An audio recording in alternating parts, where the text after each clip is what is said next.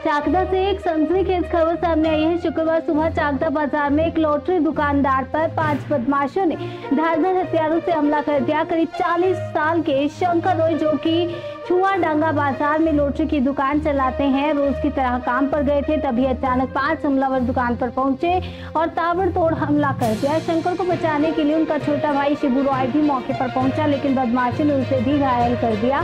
चीख पुकार सुनकर बाजार के लोग इकट्ठा हुए, जिससे डरकर हमलावर फरार हो गए। गंभीर रूप से घायल दोनों भाइयों को चाकदा स्टेट जनरल अस्पताल में भर्ती कराया गया है। पुलिस ने मौके पर पहुंचकर जांच शुरू कर दी है।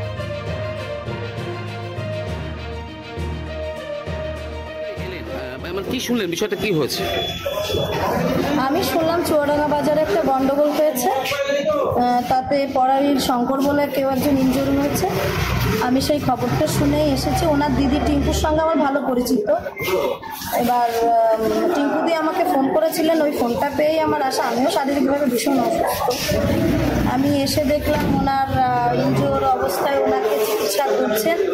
তো একটা কথাই বলবো, এলাকাকে উত্তপ্ত করাটা ঠিক না।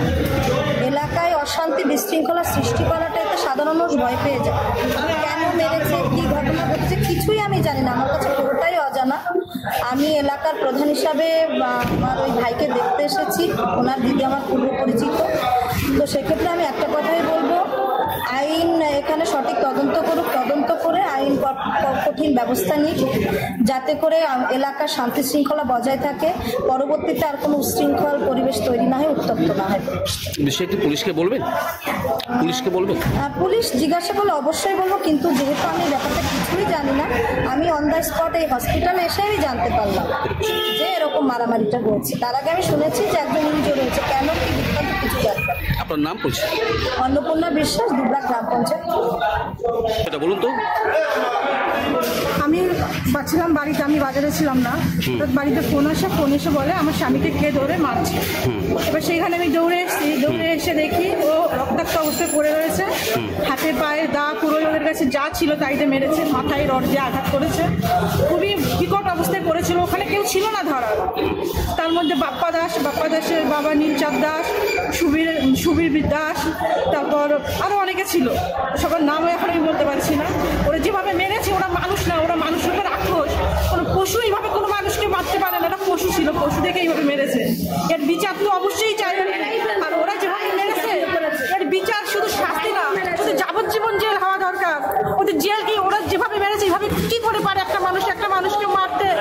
তো এখানে যদি তখন ওর ভাই না আসতো, ও তো এখানে পড়ে মরে থাকতো। কে দেখতো ওকে? এটা কি হচ্ছে আজকে? পুলিশ কি বন্ধ না কি আমি জানি না। পুলিশ শুধু পারে নির্দোষ মানুষকে ধরে নিয়ে আসামিদের শাস্তি দিতে। হ্যাঁ, কিছুদিন আগের ঘটনা সেটা। আপনার স্বামী কটা সেলাই পড়েছে? আমার স্বামীর অনেকগুলো সেলাই পড়েছে। আমি এখনো ভাবে দেখতে পারিনি।